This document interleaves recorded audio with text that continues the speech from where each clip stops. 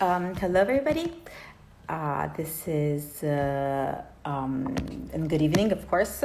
This is Radio GAMeC's Saturday Night Live. It's Radio GAMeC's last Saturday Night Live, which I'm absolutely honored and thrilled to be presenting this evening, because we have three very special guests, which I'm incredibly honored and privileged to be speaking to. Very quickly, I just wanted to remind you what Radio GAMeC is. As you might know, Bergamo is one of the areas that has been most affected by the COVID-19 emergency. And from the very, very beginning, the GAMeC, which is Bergamo's Contemporary Museum, has launched a radio to stay close to its audience and to raise funds for the hospital and all the necessities due to this emergency. It was a moment in which, for these past months, this radio accompanied the city, the country, all of us in this difficult situation, reacted to this moment, keeping us company and making us reflect through the aid of different voices, giving us different perspectives of our time, which we're very all grateful to. So thank you, Radio GAMeC, thank you, Lorenzo, thank you, Lara, thank you, Leonardo, who are all the heart and core of Radio GAMeC. So tonight, as I said, we'll be presenting a marathon. So it's a different episode. It'll be a bit longer than usual. We'll have 40 minutes together if you wish to follow us. And it's a special moment because it's, as I said, the last episode of Saturday Night Live. It's also the first Saturday evening of freedom in Italy. So Radio GAMeC is going to pass to a new phase. So it's going to be Radio GAMeC's third phase, and hopefully it'll be on air very soon. So I want to thank again everybody who gave me this possibility, and not speaking anymore, going directly to greet our guests, which, as I said, I'm thrilled to have here. Elmgreen, Dragset, our first guests.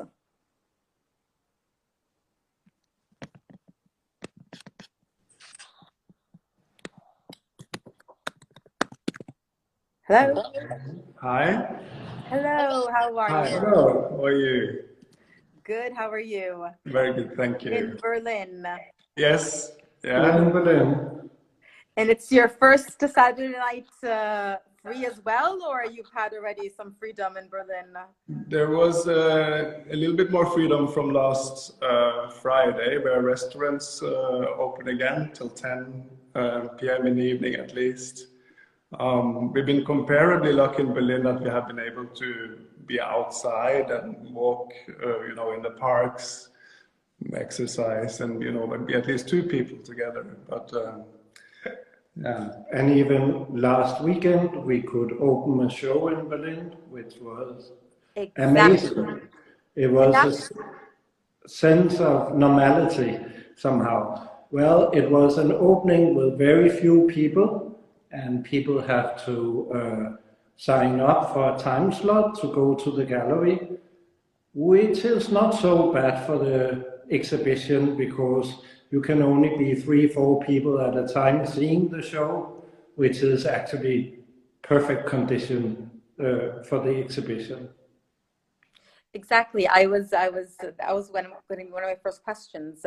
Incredible that you opened the show and in the moment of the social distancing, which is quite always, it's kind of this imposed condition on us, so not very natural.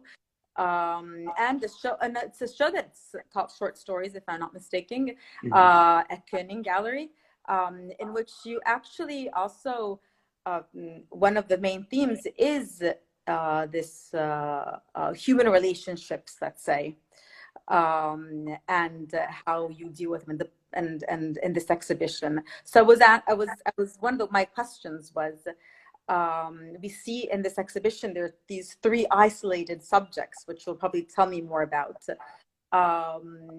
and it's, I don't know if it was something that you had thought about, probably not, but it does kind of reflect this moment in time. And it also opens up, it becomes a reminder of the political potential of a personal history or a personal narrative, which is yours, in this of this new reality almost. Yeah, when we was doing the show, yeah, of course we thought of the situation now, but we already conceived the concept and planned the show a year ago. We work very slow, so it's not something that is done just a few months ago. And then we started to think about, we have made so many projects that in spite of being an artist duo, being two artists working together, these projects deal with isolation and the feeling of loneliness. So it's not a complete coincidence that this exhibition actually reflect the mood of the situation now. Of today, of course. Exactly. Yeah, but because a lot of your work is about this condition of loneliness and let's say isolation or exclusion in some way. So it's probably interesting how this now reflects on something that we have experienced in these past 2.5 months. So it's absolutely fundamental.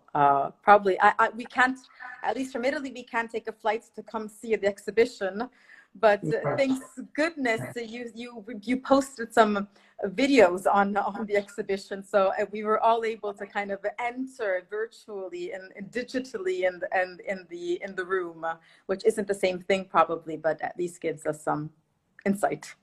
Yeah, digital media has become, very important right now in like mediating any form of art. That's the only way we can experience art at the moment. We don't normally maybe do like sort of, full video documentation of our exhibitions, but this time it felt like the right thing to do to at least give some sort of impression for people that cannot see it here in Berlin. Of course. But maybe we should do like a quick description of the exhibition. Why not? Yes, listeners. For those who haven't seen the video, which I'll invite people to vision, but yes, please do. It would be amazing. Yeah, you can see the video also on Elmgreen and Dragset studio. So it's up, and it's just a 3-meter long video, so it doesn't take a long time. But basically the exhibition starts with an older gentleman that's sitting in a wheelchair as you enter the space. And he's sort of separate from the other two characters in this short story that we call the exhibition. The two other characters are young boys, one a little bit older than the other, that have played a game of tennis. So there's a full tennis court built up inside Galleria. The gallery is quite large. It used to be a church in brutalist style, built in the 60s. So the volume is like suitable for an almost full-scale tennis court. And the two boys are at each side of the net. One has seemingly lost and lies completely exasperated on the floor, whereas the second boy is standing in the opposite corner at the other side of the court and have won, is holding a trophy. But he doesn't look more happy than the boy that has lost somehow. It has like a sort of, what can I say, like melancholic atmosphere overall, the exhibition. It should maybe also be said that the older man in the wheelchair has like his eyes closed. So it could almost seem that the whole scene, it's either a dream of his, a memory, it could be something he remembers from his own childhood, or the two other characters could maybe be his grandchildren. We like to sort of start these narratives, freeze them, and then let the audience basically take the lead from us, from the exhibition, and sort of complete the stories in relation to their own backgrounds. Go ahead. Now, when you read a short story, you make your own images. And here, you see the images and you can make your own short story. Exactly. Yes. No, it was, I mean, of course wasn't able to see it, but it is exactly there. You kind of project your own fantasies, but also your own backgrounds in the work. So it's also about something we speak very rarely about in art, which is the affect or emotion that we personally have towards our that we embed in our interpretation, which is interesting, I think, on a level, which you always have in your work. But even in those site-specific works that you are very known for, let's say, those large-scale public projects that always respond to a space, to a story, to a territory, and yet they also embed your experiences, your agenda, your points of views. And I've always wondered how you actually do this, how you actually, how you bring these two aspects together perfectly in your works. So your point of view on the one hand, and the spaces, emergencies or ideas or histories. I think because we have the dialogue in between us, collaborating, working as two artists together, we also really feel that the dialogue to the audience is very precious. It's not that we want to make objects that are just admired by the visitors coming to the show. We want to create a situation where there is some kind of communication, direct communication between the viewer and the object. It's almost like the object is looking back at you, or that the object invites you to engage in an action, and then you find out that you can't.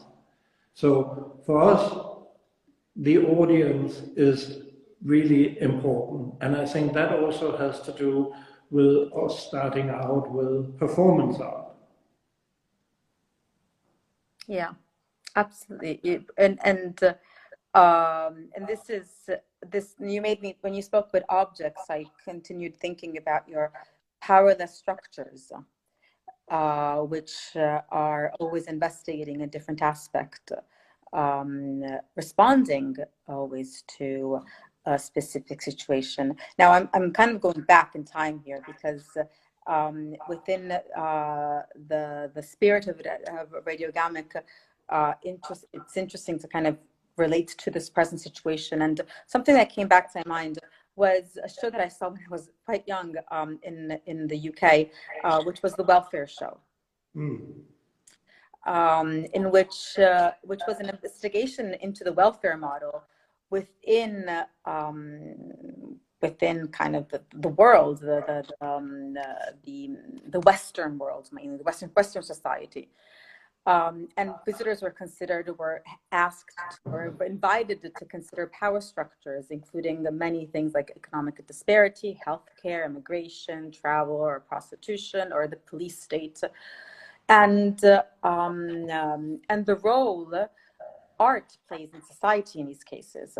So you raised a question on the welfare state at the time that feels quite contemporary through these structures. And it's interesting because a lot of debate has been on the welfare state. Does it really exist today? And how liberal is it? How social responsible is it? If you were to restage the welfare show today, how would you address the topic? I know this is a big question, I'm sorry. But no, I mean, many of the same topics that we dealt with at that time are relevant today as well, because it was already bad in 2006. Six. Yeah. 5 and 6. Yeah. Just over 2 years.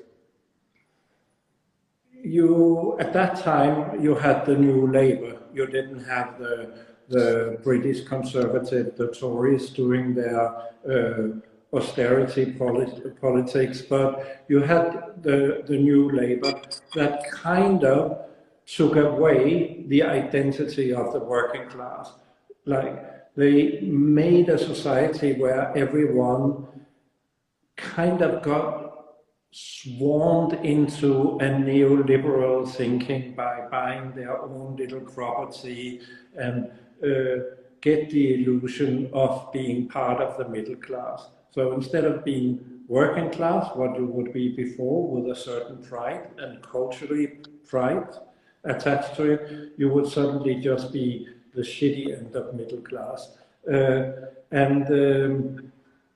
That's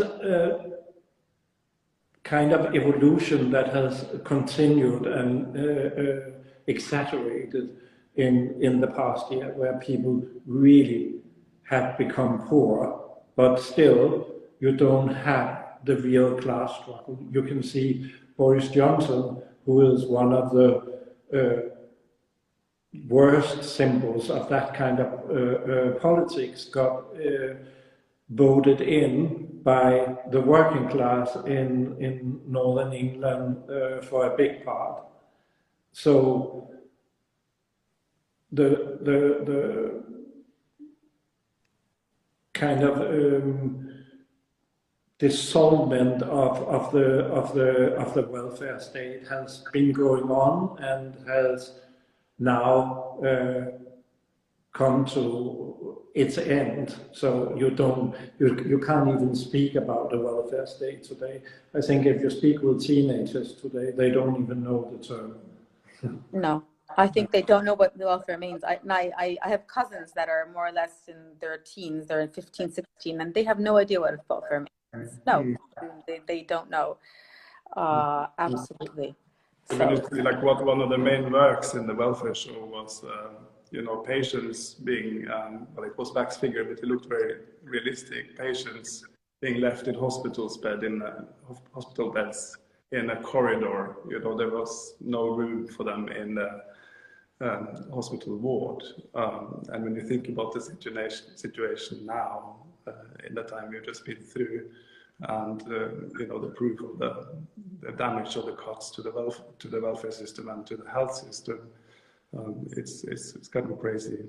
Maybe a welfare show today would have to be delivered by Amazon, by people who have to survive on food stamps. Well, that's an interesting perspective. Exactly. That's quite extreme, but interesting. Yes. Certainly, we have to. I mean, as Europeans, and as the pandemic emergency has been is still very recent. Let's say, if it's still, we can say it's still ongoing. But we were in this country, at least, as in Germany, we were saved by what the health welfare state was. So I think that as art workers, I've been thinking of this a lot. This idea of also regenerating cultural welfare or generative welfare on our side is something that we should be reflecting upon, because we can give a contribution probably in the welfare to another level. So it was interesting to know what your point of view was on this as well, as artists. I mean, the show at that time was also not only a praising for the welfare state, or like being sentimental about the welfare state suddenly dissolving, but it was also a critique about the uniformed, institutionalized spaces that we all have to walk throughout our lifetime, in our educational system, taking travels in airports, going to the hospital. There's so many going to benefit offices maybe, or registration offices, and then ending up in the morgue in the very end.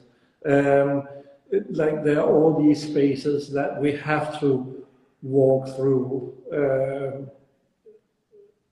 in like a long, painful journey throughout our lives.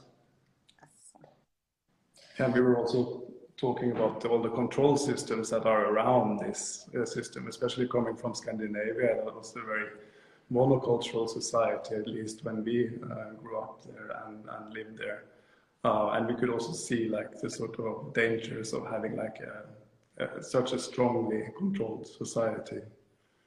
But when I'm thinking back, it's also like you mentioned Amazon, Mikael, and you know, it's kind of funny to think that the welfare show happened in 2005 and 2006, and it was before like people had Facebook, for instance, and before social media, obviously. So if we had to do a sort of part, what would it be? 5 actually now. We already did 4 versions back then. Yeah. Part 5 of the welfare show, we would definitely have to sort of take the sort of digitalization and automatization of our societies into it, of course. Yeah.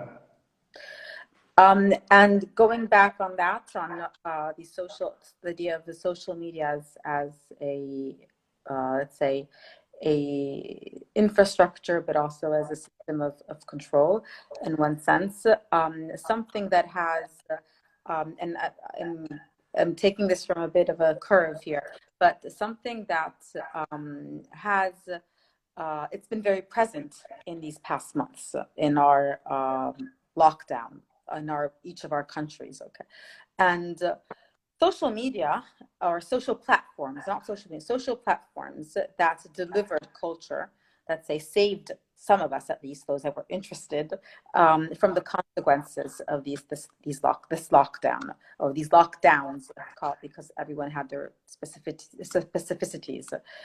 And something that I noticed, and I actually really appreciated that was very much used,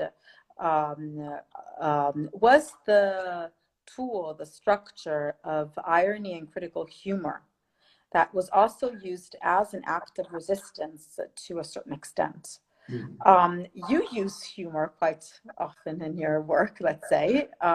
What is your understanding of the use of humor, and what is your idea of the use of humor? Well, humor can be a very good way to start a conversation, to start a dialogue. It's sort of an icebreaker. And we have found that people are often willing to sort of deal with maybe more complex and complicated matters than they maybe would be if you start with like a hard statement or a provocation. I think humor can be like a sort of opening. It's more of absurdity that appears as humorous.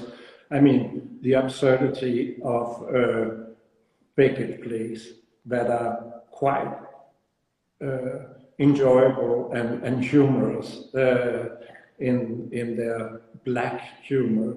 Or like, I even find very serious Bergman films quite humorous. Well, it has a certain kind of misanthropic humor attached to it, or like a real humor as you find it in grotesque humor as you find it in a Fellini movie. It's that kind of humor that we operate with, where you try to see it in a different light, and in that way will be able to questioning maybe a subject matter in a different way. Yeah, this is quite interesting, and I will go watch the Bergman movies during my sleepless nights and think about you when I watch them, thinking about its humor. At least scenes from a marriage, at least. It's hilarious. Autumn Sonata even, I mean, however tragic it is. You must laugh. I have never done this, and I will do this. Really, it's going to be one of my next to-do. It's on my to-do list from now on. Thank you. I don't want to take so much more time from you. You've been extremely generous, and thank you so much for this. Just the last question, which might be a bit, I hope it's not inappropriate, but no, going back to seriousness. I mean, if you were to think about just thinking about your site-specific work and your dialogue with the space and with the structures of that place, and in all your articulations, which are complex because they really trigger new readings, new interpretations, and new visions. If you were to go to Bergamo today or tomorrow or in 6 months' time and think about a work for Bergamo, the city that was most, in Europe at least, most touched by this moment in time, what would you work on? I know this might be a crazy question, but just on the top of your head. Well, we were not in Bergamo, of course, so we would have to sort of maybe look at a theme that we've already engaged with for a longer time. I mean, maybe something like around the role of the body in our society, in the digitalized reality, you know, and in a sort of post-labor reality. The body has become a power structure in itself somehow, you know, and we would continue to explore that and see what is the role of it today, and that's a role that's even further complicated by the situation around COVID-19, I think. And the fear, it's almost like we fear our body and the body of others, which is scary and will have its consequences, certainly. Yeah. So yes, I can imagine that, yes. So anyway, I would continue, I have to admit, but I think I can't abuse of your time, and I have instructions to be concise. So I thank you so much for this, and really it's almost closing this conversation is heartbreaking for me. So thank you. For me, it was a great opportunity. Thank you, because I think the audience has been very privileged to listen to your words, and I hope to see you soon again live and see your shows live. Thank you. Hope to see you soon. We'll come back to Bergamo. It's been a pleasure talking to you. Please do. Thank you so much. Thank you. Bye, Miguel, Ragnar. Thank you so much. Thank you. Bye. Bye.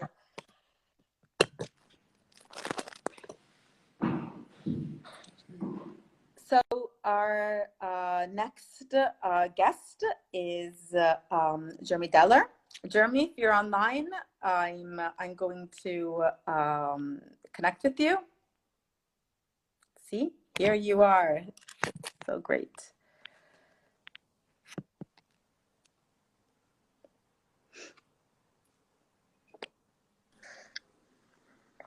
Hello.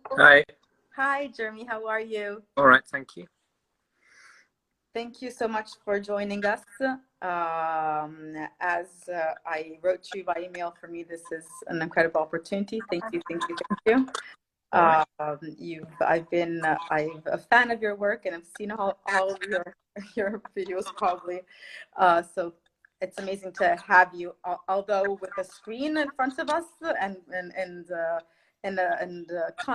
countries and an ocean between us, not a sea between us. Thank you. All right. Okay, so I'm going to go straight to the point. You're in London. I am. How's it going in London? It's okay. It's getting busier. There's a lot of cars on the roads now, which is annoying. That was the best thing, no cars, and the cars are back. And we have a political scandal that's just started today, which is getting more and more interesting. So that's quite good. So that's exciting. And yes, cars are back here as well. We have political scandals as well. So on our newspapers, we have the scandals plus the COVID-19 emergencies, as you do in the UK, which is going back almost to a normality. It seems almost. Maybe for you, not here. It's still a bit uncertain where we are, really. But the lockdown is it's kind of fraying at the edges. It's becoming looser. So people don't really know how to behave, and the government isn't giving much guidance or very good guidance, which is typical for them, really. But I understand. But we all look forward to, let's say, coming back to London and these confines and these borders open again, hopefully soon. Yeah. But let's go to your work and let's say I want to focus a little bit on your reaction, your point of view on the present situation. In this present situation, in which the statement, the personal is political, couldn't be more actual, more contemporary. Your work, which is conscious raising, let's always speak about 1970s terms. We have these two kind of slogans of 1970s terms here that I'm appropriating. Your works seem to be quite fundamental. I mean, for me, highlighting one of the most important potentials of art and creative process, which is that of connecting desires with political action. Right. I've always had this question in mind, which is if your practice sparks from a necessity to assume a position and take on a political and social responsibility as an artist, or as a way to open up a conversation or keep a conversation going, leading it to unedited perspectives, or just even both? I think most of the things I do are sort of social experiments. So I start off thinking, what if these people did this thing in public? What if we could do this? What would the result be? So in a way, I'm thinking of things as a large-scale experiment, piece of anthropology maybe. Of course, there's a political edge to it, obviously, but it's not party political, really. But I think in a way, it's just me trying to work out if something's even possible, if a project is possible, and then if it's possible, what does it mean? How will the public react? Does that make sense?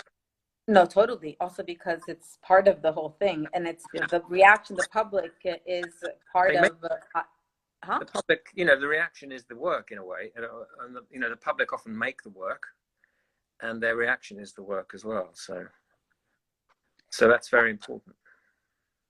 And because that's also kind of sparking a political action or a social action, a personal action. So it's kind of it's becoming protagonists. So in some way or another. And that leads me to actually the second question I wanted to ask, which are the relationships and collaborations, which are actually key for your work. And I've always been curious about how you actually persuade people to follow you in your process. I'm not a cult leader or anything like that, but I think my ideas are quite simple. You can describe them quite in a simple way, and not easy necessarily. They're not easy ideas, but they can be described and understood as to what they are. And if you work with groups of people and you're kind of open with them and clear about what you're trying to do and why you want to do it, what your personal motivation is, and why you think it's important or interesting, I think the public will react to that. So it's just being open and honest, and just being clear about what you're trying to do, and people like that. And people are not afraid of artists. I always say that institutions are afraid of artists often. The public are not. They're interested. So I've never really had much problem working with the public, to be honest. I mean, touch wood, that might happen now, whatever. But on the whole, the public are very open. In the UK, at least, they're very open to things. Because you've often worked in communities and schools involving the public or people in your work who trusted you, believed in you, and made and kind of and that was something important. I was again, the idea of trust today in a moment during a pandemic that affected our social behavior, increasing suspicion, fear towards the other. Absolutely. Because people will behave in a certain way if they trust the government. It's amazing. You know, the government were actually shocked, I think, by how well the people obeyed or adhered to these rules that we had. They weren't expecting that. All these behavioral scientists apparently were saying the public won't do this, so you have to lock down later, which is obviously a huge mistake. And the public have been very good at keeping these instructions. And now the instructions are much less clear, and it's breaking down. I think, you know, people were looking to government. This is, you know, one of the few times when you really look to the government with this sort of national emergency, like in a wartime almost. You want to be told what to do as a country, and so people actually were looking for guidance. I felt the same thing here in Italy, which really amazed me. We're a country of people that don't have much, or let's say, it's people say that we exactly discipline. I didn't want to say those terms, but yes, it's just no. But I mean, that's the cliche. It's Italy, isn't it? They don't, you know, they don't follow the rules. They bend the rules. They break them. They don't want to do this, and you know, and all of that. That's the cliche. And maybe with Britain, I don't know what the idea of Britain is to Italians, that we're sort of strange, eccentric people or something. But I think when you know your life depends upon it, or potentially, or people you know and love, and you will do what you're told, and people will do that. So that's quite interesting, really. Really, it was quite a social experiment, and a political one, certainly, that probably amazed all countries and all individual citizens that are actually critical thinkers at the same time. What I was reading an article that was saying something interesting, because I think there are two times in an emergency of this way. There's the health emergency, so that has its time. And then there's a moment, and then there's a social, personal, relational one. And these two emergencies have a beginning and an end, but they're not going in the same direction. They're not parallel, because what is happening is that the health emergency probably hasn't finished yet, but in our heads, it has finished, because the social relational one is predominant, and we need to feel safe, and we need to begin our new lives again, or our lives in a different way again. So that's interesting, and also quite problematic, probably also. Yes, I mean, I'm not quite sure what to say to that. All I would add was that we suffered in Britain. I'd say we suffered in Britain because we had a lack of discipline in our leader, and our leader set the tone. That's not what you say. It's not probably nothing to do with what you just told me, but that's something that's. But unfortunately for us, we have as our prime minister someone who has no self-discipline, a bit like other leaders, and so that's why we've suffered so badly here. Probably worse than Italy, I suspect. Well, that'll be the result. Probably, yes. I think, I don't know, but I had a very similar impression speaking with many British friends or friends that are in the UK at the moment. Yeah. Yes. Let's go back to your work. Probably, I had two other questions I have to admit. Yeah. One is strictly related to this emergency and your most recent poster campaign responding to the COVID-19 emergency in the UK, entitled "Thank God for Immigrants." Yeah. Posters have been quite present in your practice. I mean, I was a teenager in the 1990s, and I have to say that posters, at least in Italy, were all over the place, and they were one of those communicative, informative. Good point. Yes, it was the same in London, and then it was putting up posters in the street was made illegal, so you don't see many posters anymore on the street. You do see some, and I've done some posters like that on the street, but the law changed, and so you didn't get to find out about things that you might have found out about because the posters had left the street, which is a real pity. But I love posters. I love making them. Those posters I've made recently have been either put up on the street or people's windows, or sold very, quite cheaply, so people can put them up and use them as posters. But it's a great art form, the poster. There's something about it's a piece of public art, isn't it? And anyone can buy it and put it up on their bedroom or want it to be art or whatever. It's a great way to work. It's how I began working in this about a long time ago, like 25 plus years ago. I was making posters, and I've never stopped, but of late I've been making a few. So I made that one, Thank God for Immigrants. It was meant to be it was basically not a poster for racists, but it was a poster about sort of the racism in Britain, really, and the type of people. Immigrant has often been a term of abuse, especially with Brexit. And now, of course, we realise that the immigrants have been basically feeding us and saving our lives, more or less, and dying as well in quite high numbers of people in the health service. So it was just basically what people might actually be feeling, but might not want to say. And also, it's good to put two very contentious words in a very short sentence, like God and the immigrants. In a way, it will play out even better in Italy as a phrase, or America, countries that see themselves as more Christian than others, potentially, or have a big part of their identity is through the church.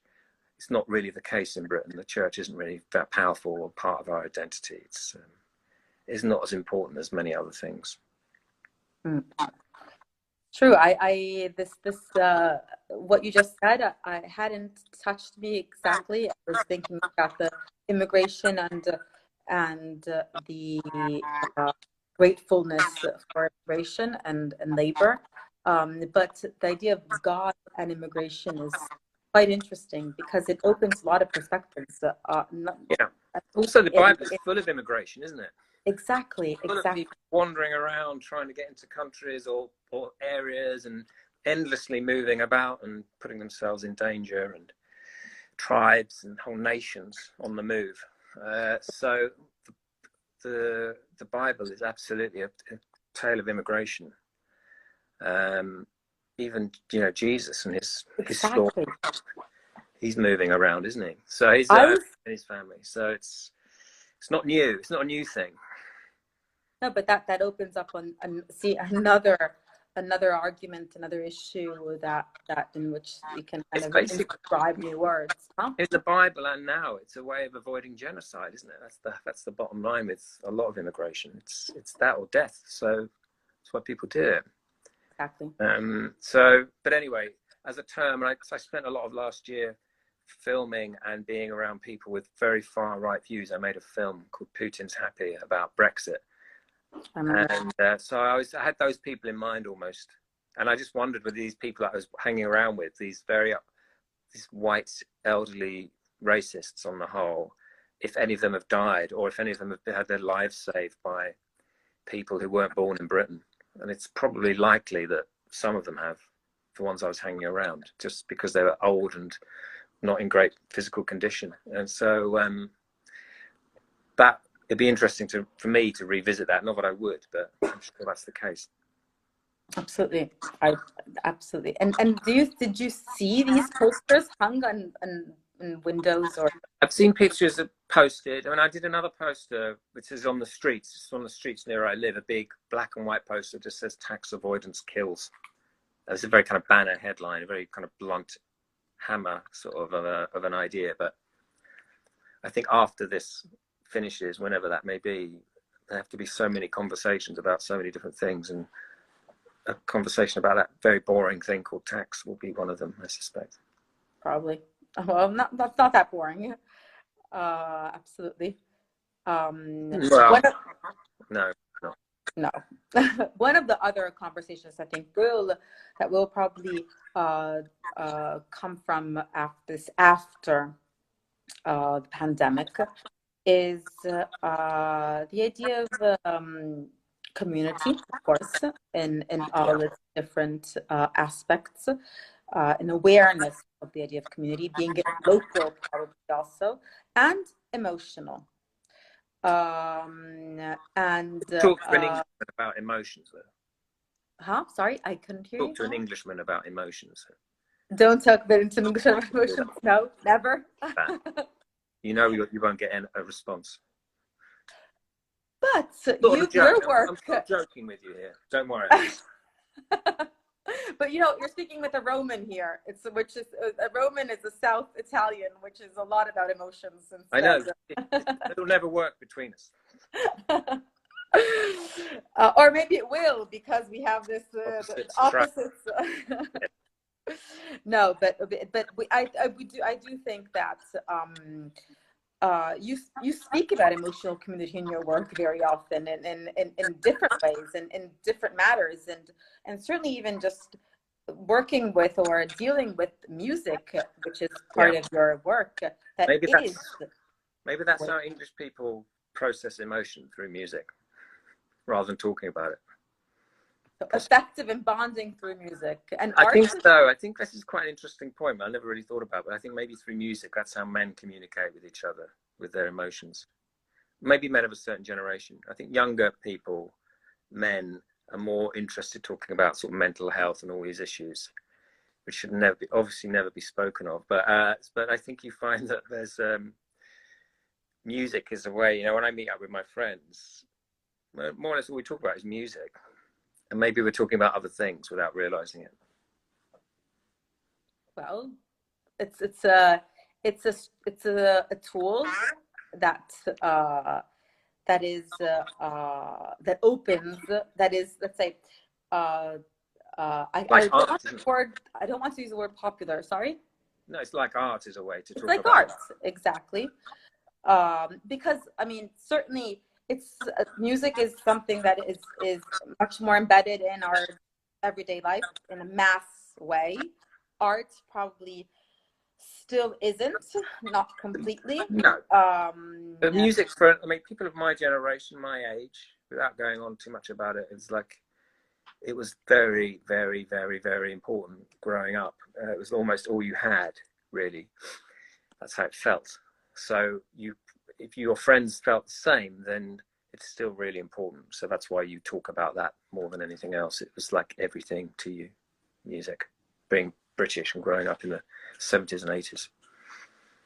Well, I have to say that everybody in the place. Yeah. When I saw it the first time, thanks to also Leonardo Pigazzi and the Schermo dell'Arte, who's also here listening to us,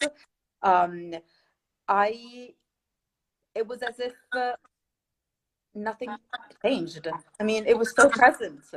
I remember that type of music. I almost began dancing with that type of music, and it was present. It kind of never went away, and it was still speaking about the same things. Yes. So we should explain what we're talking about. Actually, we're talking about a film I made. Sorry. Apologies. Yes, I took for granted. Sorry. I made a film about British dance music and politics in the mid-80s to the early 90s, really about the explosion of dance music that happened in Britain and its relationship to the history of Britain and social history at the time. And so I was trying to look at the music not from a perspective of it's acid house music, not from the perspective of DJs and drugs, but actually from the perspective of a wider history and what was going on in Britain and what happened just before and what was going on politically at the time. So that was the film, but it had a lot of music in it. It had a lot of music in it, but it also had a lot of connections with the time. Yes. It had a lot of connections. You worked with students, with very young people that had nothing to do with that moment. Yeah, they were born probably at that moment. They weren't born. They were born this century, this millennium, sorry, and this century. And so they had no idea about the history of Britain. They didn't have much idea of the music either. And so for them to have like a focused discussion of the music and the history together was unusual. And but they appreciated it. So I had to make the film with these young people in mind. And when you watch it, you have them in your mind as well, these young people, because they're seeing this for the first time maybe, but also they're learning about history in a different way, but also they're learning about Britain in a different way. So that was important for me. I think that was an incredible reading of a whole generation, but also a moment in time, which was quite recent, but still was kind of pushed away or not historicized. So I want to thank you for that film, because it was, for me, it was absolutely important to see it, even if I was in Italy at the time, but still I was. Well, Italy, but Italy has a very close relationship. I mean, there's a lot of Anglophile Italians, are there not? I mean, English music or British music has always been very popular in Italy, and so there's a connection there, I would say. Yeah, probably a lot of Italians in London. You know, lots of Italians come to London to work and to socialize and so on. You know, lots. And hopefully they will stay. So I can see that there's a strong connection between the two countries, especially in those years. I think, especially in those years. Yeah. Jeremy, I just found out they told me I have 2 minutes, and then I have the live streaming will turn off because we're way off our. Okay. We've what consumed do you want to know? This is Instagram. So I unfortunately have to say goodbye, and this really is bad because I would have continued. Terrible, right? Terrible. I would have continued, and I continued and continued. And I really thank you for this. It was a great conversation. You really, I thank you for your generosity. I thank you for spending time with us. Pleasure. And I hope to meet you soon again live. I hope to Never see know. you in Italy or in the UK. Quarantine yourself. If you come to Britain, you have to quarantine for 2 weeks. Oh no, I wouldn't like that. We're trying to be different from everyone again, you see. Well, I'll wait a little bit. So hopefully, maybe I'll come during the summer at this point if the quarantine is over with. Well, I doubt it. Well, anyway, yes, whatever. But you, from the 3rd of June, you could come to Italy because we have no more quarantine for the 3rd of June. Okay. So if you want some Italian sun, knock on our door. Okay, I'll see you on the 4th. Great. So that would be fantastic. Let us know. Okay. All right then. Thank you, Jeremy. Thank you, and have a great night. Bye. Thank you so much. Bye-bye. Bye. Bye-bye, everyone. Thank you. Bye. I think I have to, unfortunately, because of Instagram, go disconnect the live streaming because we have no more time on this live streaming, and reconnect. I hope this is right. Somebody from Redazione says, is this what I have to do? Yes, I think it is. That's the instructions. So please stay with us for the next 15 minutes, 20 minutes. You have Ragnar Kjartansson with us. It'll be a great grand finale of the Saturday Night Live. Please stay with us. Thank you. And I'll just disconnect and reconnect with Ragnar Kjartansson, which is our next guest. Thank you again, and see you in a bit.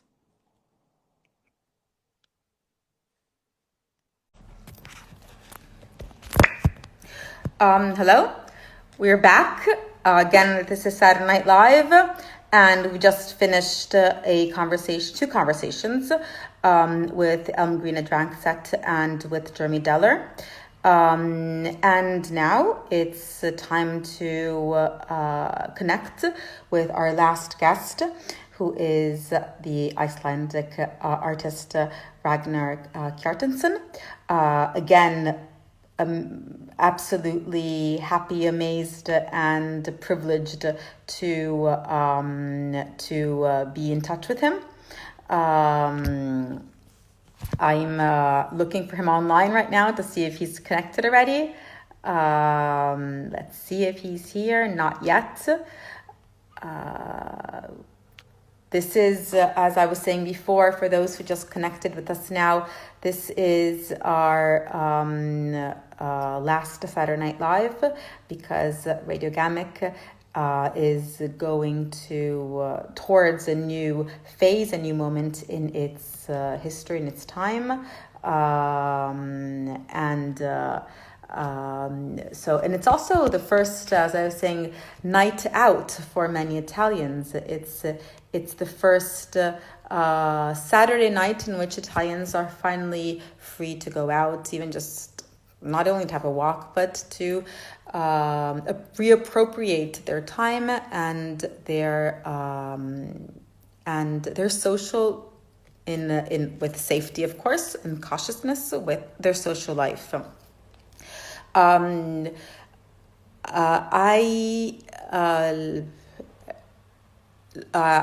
not able to connect with him because it says, Ragnar, if you're online, please, you should, for some reason it says that you are not connectable. It says impossible to participate. So you should find a way to unlock your account and participate to the conversation. I see you. You're a red dot. But it says on my account, impossible to participate. Sorry, technical problems. I hear you. Here you are. Ragnar speaking to me. Oh my God, he says. Technical problems, issues. This is normal for Instagram Live. Ragnar, you should. Are you following GAMeC's account? You should be following Radio GAMeC's account, and that way we can connect. Let's see. So let's see until we wait for Ragnar. I just wanted to take this moment. At this point, I take advantage of this moment to say that this is Radio GAMeC's last week, and as many of you already know, probably the radio and the GAMeC has given birth to a program of mutual support, a fund that supported the health crisis and the hospitals and the doctors in Bergamo, is now supporting instead the local community, economically, the tourism in Bergamo, and the daily difficulties of the citizens of Bergamo who have been all incredibly affected by this pandemic. And have been paying the largest consequences, but have been incredibly reactive. We have all in Italy a huge respect towards the city, towards its citizens, towards its health carers,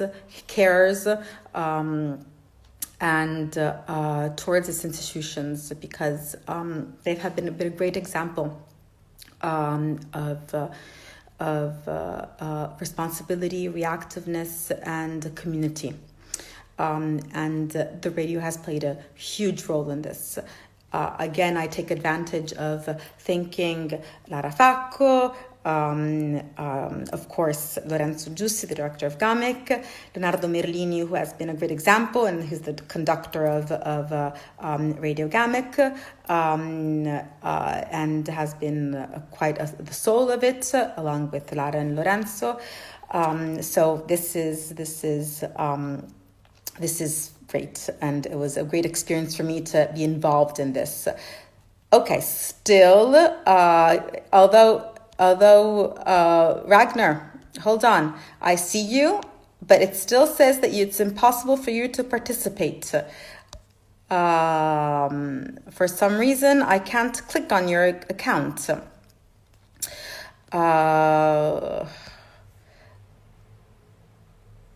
Let's see if it's my problem, or why don't you try to connect with me?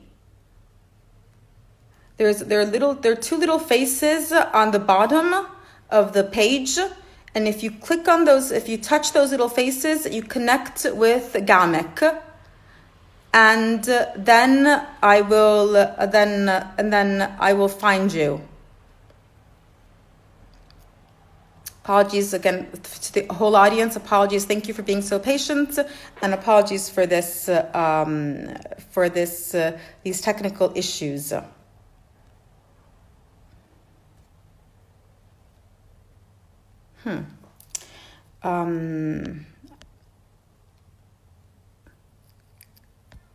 Have you tried, Ragnar? You're there. Okay, so if this doesn't work in the next minute, I will again, I'm sorry, disconnect and reconnect once again to see if it works again, so that you don't keep on waiting.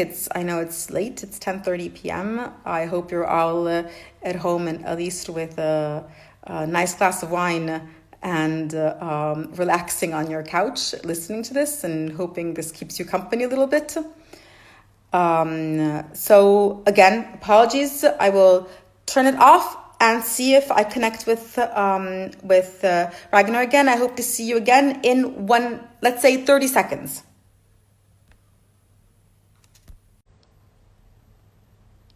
Okay, I'm here again. Let's see if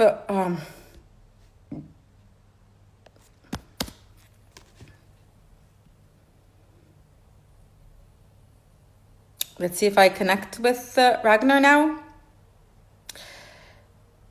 Okay, thank you so much for keeping and consistently staying with us. Thank you. I'm searching again for Ragnar. Many of you might know Ragnar's work, and you're probably here for this, so I know that he's one of the most engaging artists of our time. He's an artist from Iceland, and he engages with multiple artistic mediums, video, and especially performative practices. He incorporates within his film history of film, music, visual culture, and literature. He works with pathos, with humor. He works with comedy, and he works in engaging and creating a moment in which the spectator is surrounded by a situation, by an experience. He's also an anti-narrative artist, or better, he creates a short circuit in narrative through the trope of repetition, which is a hallmark in his practice. So you kind of see a scene recurring, or a song continuing, repeating itself, almost with different consequences, of course, and perspectives on it. This is a very short intro on his work, of course. I am Hilder. Who's I am Hilder? That means that maybe it's him.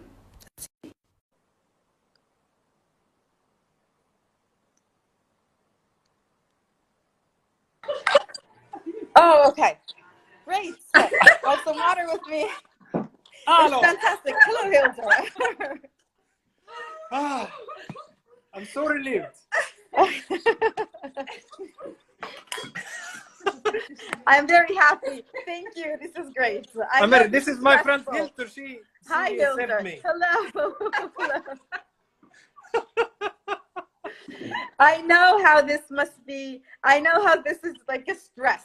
I know. Yeah, and I'm a very old person, so I don't have Instagram and I don't even have Facebook. No, you're not old. You're just wanting to kind of detach from social media. Yeah, or don't just lazy. Life. Yeah. But it's great that it's. Oh my God! It's so fantastic to see the light coming from your windows. Yeah, there's still, because it's Reykjavik. It's a summer night. You see. It's fantastic. It's beautiful. Beautiful. Yeah, it's quite amazing. Here you see. Yes. You see, like, ta-da. I know. Oh no, I can't believe this is from my window instead. It's all kind of, it's closed now. It's amazing, really great. Beautiful Reykjavik, beautiful Iceland. Wow. Okay, so we made it. Ragnar, thank you for this. Thank you for this Saturday night evening with you. Thank you for your presence and your personality, which is wow. And I'm so happy that you showed us this image of this light coming from the night, which and see really... the kids playing in the background. No, wow, this is great. This is a beautiful. This is. I have to say, I know I'm getting emotional here, probably too romantic, but it's a really beautiful way of kind of finishing the Saturday Night Live at Radio GAMeC, because it really gives kind of it's kind of a metaphor of the beginning, that this light that comes after the dark, or that light that the dark kind of is over, that goes beyond the dark, which is it's certainly because also like this is like now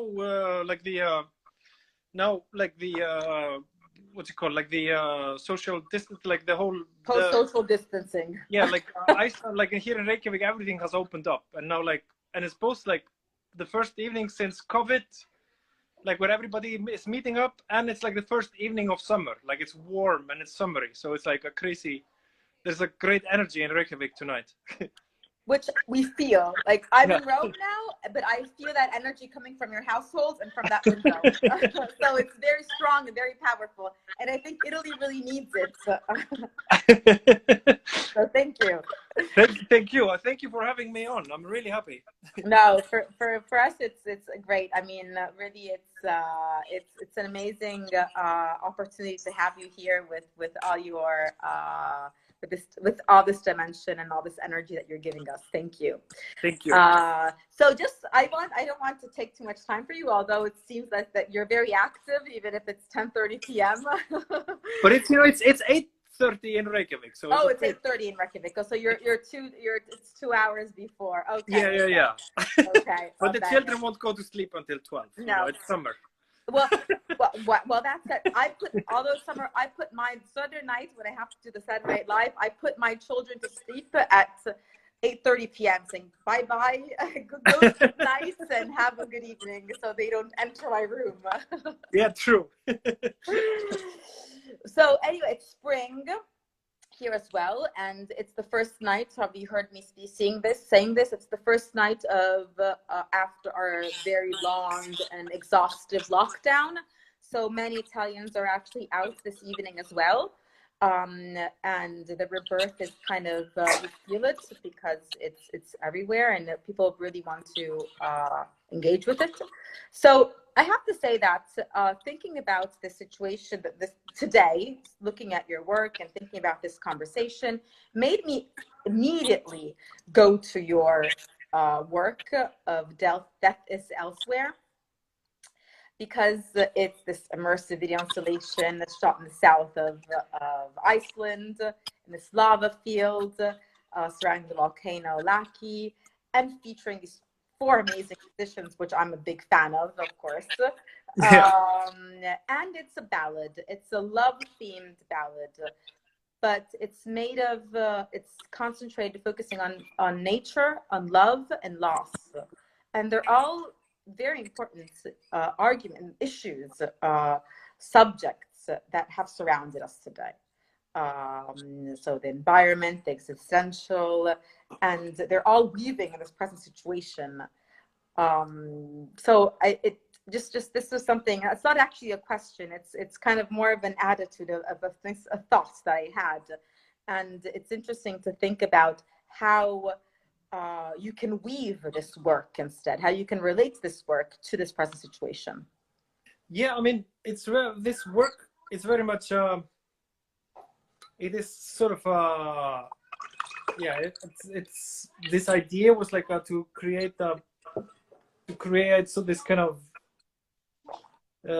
like, it was first like it's basically a sound piece. It's about like sound moving in this circular motion, and also it's like it's a couple of twins who are the musicians, so it's always this it's always this like this tension of what's the English word for it? Like the tension of symmetry, you know. Oh, symmetry, yes. So. Yeah. So it's very. So for me, it was a very because it both had like Icelandic landscape and like the tension of symmetry. It was a bit. It was very Ronny Hornian video for me. Mm. And but it's based on this love song that we wrote, me and Kristín and Gyða and Bryce and Aaron here in Reykjavik, like a bit earlier, but it was based on poetry, on like Fluxus poetry from Robert Lax, and then this title of a book about Basianater, and which is called Death is Elsewhere. So and Basianater is such a kind of like this ultimate fixture in the imagination of artists, like the ultimate artist who perished romantically. It's like Caspar David Friedrich, eat your heart out, you know. And then there are like words by Sappho in it, which are from a translation by Anne Carson, so this song was just created, and then I just had this, for a long time I had this idea. I wanted to create a piece about it, which was this, also to use this tension of the twins, and then I decided to shoot it in the south of Iceland on this farm, which is just close by, which has, you know, beautiful river running through it, and then a lava field. And this lava field is so I find it so powerful because it's like the lava field that erupted in 1783 and created like one of the greatest disasters in human history. I was reading. Yeah, so it's like here in Iceland, you know, like 1/3 of the population just died from starvation, and it was mainly the gas fumes that just like killed the crops, etc. And it went all the way to Europe, and to Syria. I was reading even. Yeah, even in Syria, yeah. And you know, and it's said to be an element of, you know, creating the right environment for the French Revolution. So I always find that lava field so amazing, that it's just like a lava field that created our modern times. Completely, absolutely. Yeah. That's I was reading about this today, and that really amazed me how. But again, it's the impact of environment on society. Yeah. Which is exactly what we're living right now. We're really living that now. It's like that. Suddenly there is like this. Suddenly just nature appears. Like, hello, I'm nature, and there's like, and of course there's all this tragedy that follows, and the tragedy of the late 18th century.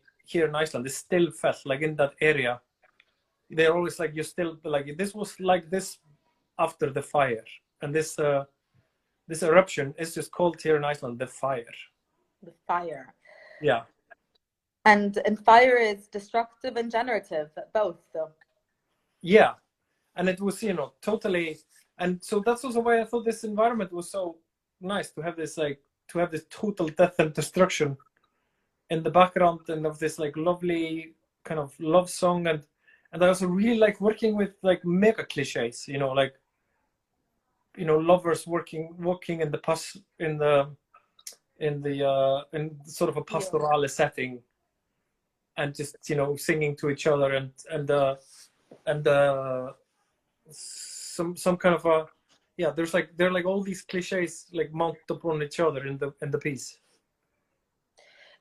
But then and so it seems almost kind of romantic, but I found it much more after reading about the space, even very sublime, even this repetition and the repetition of it over and over and over again kind of makes you kind of almost without how can you say this in English? Without any more powerless, okay, in some way. So that's that's because you're facing two grand topics, which are love, in one sense, so the emotions of it, and nature, because nature is in front of you in some way. In both, it's, as we were saying before, tragic and generative aspects, because they both contain both of them.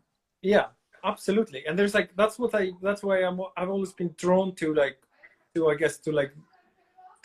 romanticism, but of course with like, you know, romanticism that has been in the washing machine of the 20th century. And like, thankfully. Probably. Yeah, because like the 19th century romanticism is like, you know, it's actually really dangerous. And so it's, because I always like this, you know, these words like Sturm und Drang and Weltschmerz, and you know, these like words. And for this, like this piece, I was really interested in working with that environment to create that kind of tension of love and nature, and also just like love and death. You know, it's just the good old love and death thing. Yeah, love and loss. Absolutely. Yeah.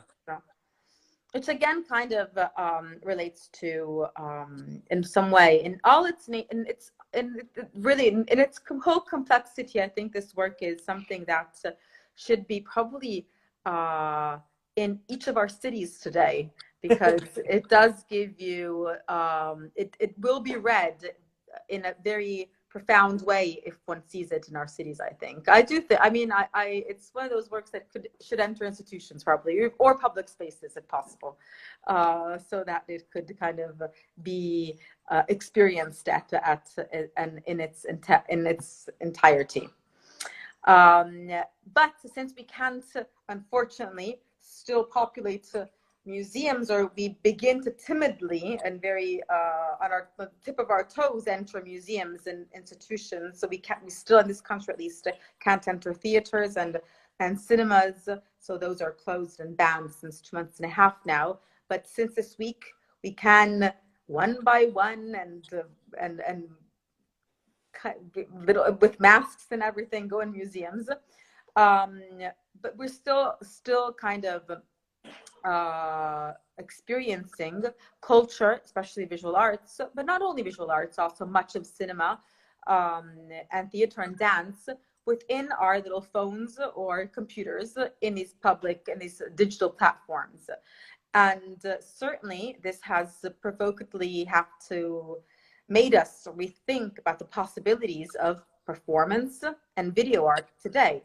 And all these digital platforms, we're still trying to understand if these are experiments, or if these experiments are useful and can be kept and can be kind of a future way of presenting and experiencing works. Would you perhaps consider developing a work for these online spaces, for these digital platforms? Have you ever thought about it? I haven't really thought about it, because for me, art is such a, visual art is such a space thing. It's so, all my pieces are so based on space, actually. But of course, and I just kind of sincerely think this is like a crazy reality we're going through, which will mostly last 2 years, but then everything will, the space will be back. The art space, but the art space will be back, hopefully. Yeah. As well as hoping we can hug each other again very soon, and walk next to each other very soon. And I think the art space is going to be here before the hug, actually. Well, the ideal thing would be the art space with another person next to us, yes. So we can kind of share experiences. That could be ideal. Nope. Because what I love so much about going to a museum is just this kind of collective experience of looking at a painting, or it's just, but also because I'm living here and studying here in Iceland. I'm so used to art being something you see as a photograph or a story, or not really feeling it in the space. It used to be so that works of art would travel here to Iceland only by a story about them. About like like testimonies. Yes, of course. Like people that were counted into them. Hello. Here I am. Yeah. Because we're so isolated on this island that like there are no like great masterpieces here or anything. So like anyway, like not like in recent years we've enjoyed things through the internet, but like before that it was mostly just books and stories. Like when I was studying art in like the late 90s, it was like I remember the teachers just telling us a story about like a piece, and that was the piece, not actually feeling that piece in space. And that's also what I really like. There's sort of like it's like this Fluxus approach to art, that it's a story you tell of a thing that happened. Which is something that you kind of do. Sorry, just to open and close. I'm a big fan of Icelandic fables and folk tales. I have one of these books that I always read to my children before bedtime stories. They're still kind of not understanding everything of it, but it's one of my. Oh, really? Yes. I'm a big fan of Icelandic myths and legends that and their relationship with nature. I'm just a big fan. But in closing and opening and closing this parenthesis, and I'm going back to what you said before, because you said something important, which is that you don't have many artworks, physical, material, tangible artworks here, and this is probably also one of the your performance. You began as a painter, but then you went to performance. I began as a painter, like because I just I like the performance of painting, actually. Like the dandiness of it all, and I still like it. Just like the smell of oil and just the feel of painting, like the performative aspect of it. And but here, like so much art art here is so performative and kind of conceptual. That's probably come from like this being a culture of stories rather than like a culture of visual, of objects. Because like I didn't start understanding the object until like 10 years ago. I never like, I still don't get like this why people collect art. It's like, okay, that's cool, you do it. That's but wonderful. Okay. It's like, like art is something you hear about or see in a book or something like that. But which is like, of course, it's the opposite to the Italian experience, where you're just like, we're surrounded by that. Yeah. It's overwhelming almost. Yeah, it's like for you, like the culture is like the volcanoes for us. It's a bit overwhelming. Yeah. It's interesting. And they're all, and again, this kind of relationship is interesting. But you're right, it's overwhelming, and it's pervading us as nature's pervading probably your work. But then you were saying that's you didn't generate material work, but you did generate stories. But then you are not you're a storyteller, but then you're not a storyteller, because you're kind of an anti-storyteller. Yeah. I really like just situations, where there's no beginning, middle, end, just where there's just like because I just like the idea of a painting or a sculpture, which just is there. And I really started, fiddling with that in my performances and video art to work with this non-narrative feeling. To someone take something that is like, because a performance is in its heart, a narrative thing, and to just take to have repetition, making it sculptural or painterly, and just take the narration out of it. Suddenly it's not a story anymore, it's a situation, and I really like that. It's a moment. Because then the reality is like, you create a fabricated moment, and then like reality comes on top of that and creates some kind of tension. It's like I want to do this moment where there's a lady in a golden dress playing E minor, rotating on a pedestal, and you just do that. You create that situation, but then that situation, like, then the ladies come with their own stories, own just on background, attitude, and the place where it's shown that creates, you know, like reality really gives the work attention. I really like that. Yeah. It's what the idea of the situation and how one kind of experiences and lives and interacts and also reflects themselves in that situation is interesting, which also happens with stories, but stories kind of take over you, while situations can relate with you probably. Yeah, the story. Yeah, situations have this kind of almost like, you know, kind of a Buddhist quality to them, like where stories are maybe more Christian. Yeah, stories probably. This is a recurring theme today, this idea of Christianity. Yeah. But yes. Ragnar, if I don't want to take advantage too much of your time, but because we also have to unfortunately say goodbye now. But if you were to say goodbye to the people that are listening to us, what would you tell us? How would you say goodbye to Radio GAMeC and to GAMeC Bergamo? Okay, I think I have an idea to say the goodbye.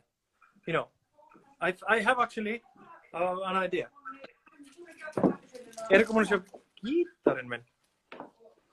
I have my guitar somewhere here. That would be it's amazing. A bit messy. Yeah, the other one was in tune. Okay. I love your. I also love. I'm sorry, I have to say, I'm just seeing you now, full screen. I love your outfit. It's amazing. Yes. Okay. You're really getting us inside your household. We're inside your life now. Yeah, you're inside. Yes. I reckon I say. The little one was here. Sorry, I will find the guitar because I want to perform. You know, as a goodbye. My favorite song, which is an Italian song. Ah, bene. Yeah, because it's like you know, it's also like, I'm like, I've always loved this song so much because of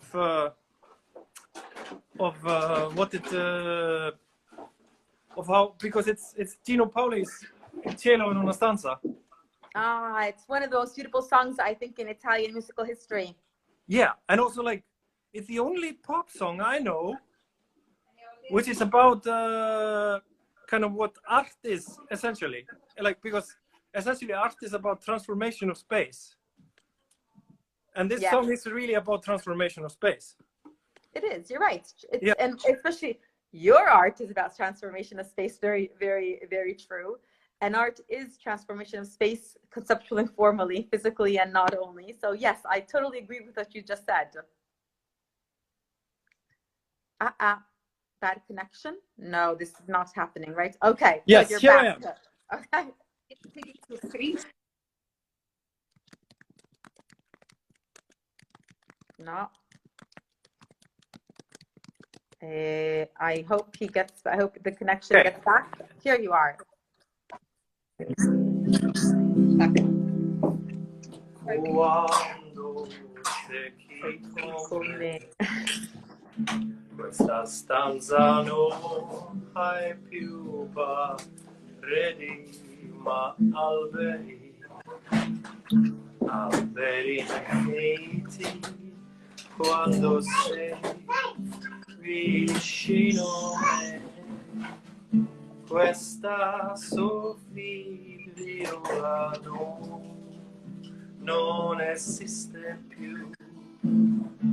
Io vedo il cielo sopra noi, che restiamo qui, abbandonati quando sei non si fosse più niente al mondo, solo un'armonica, mi sembra un organo che vibra per te, per me, su nell'immensità del cielo per te.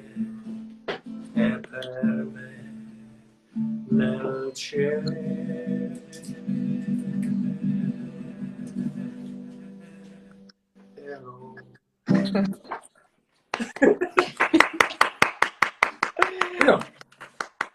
No, I'm almost kind of, I'm a very emotional person, I know, but I'm kind of have tears here. So this is a gift, a precious, enormous, huge gift that you granted us. Really, Ragnar, we would make you an honorary citizen of Italy and of Bergamo, probably, if we had the power to. What an honor! I toast to that. Muhaha. I wish I had some wine with me actually right now. And I toast to you and to this magnificent gesture, to this magnificent moment you gave us that enlightened us completely and made us feel connected, although we're distant. And that's exactly what we need right now. Thank you. Thank you so much. Solidarity and love. And we will get this version to all Italy. We want Ragnar's version of Gino Paoli's in La Stanza to be kind of spread out. Spread it out. Thank you so much. Thank you, Ragnar. Thank you for this special evening. Thank you for your presence. Thank you for your time. Thank you for your for everything, really, for your generosity. We wish to see you soon. We wish to see you soon in Italy. We wish to be able to come to Iceland, and we hope to be able to connect again in other ways, physically, spatially, in the presence soon. So lots of heartful love to you, and viva Ragnar, viva l'Italia, and viva Bergamo, and viva Radio GAMeC. Thank you. Thank you. Ciao. Ciao. Thank you so much. Bye-bye. Bye-bye. Thank you. Thank you. Ciao. Ciao. Thank you to the family as well, and say hello to everybody that's there with you. Yes. Okay. Ciao a tutti. Ciao. Bye. Thank you.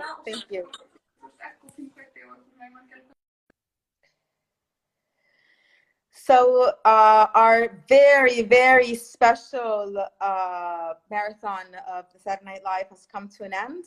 We went a bit further with our time. Thank you for listening. Thank you for staying with us. I hope you appreciated these three magnificent artists that kept us company this evening. Again, I want to thank the whole team of Radio GAMeC. And I want to send my appreciation to everybody who has worked there, and good luck to the new phase of Radio GAMeC, and hopefully we will be able to visit the museum very soon, go back to visiting our cities, and hopefully connect again next to each other through art soon. Thank you again to everybody, and have a wonderful Saturday evening and a wonderful weekend. Goodbye. Thank you.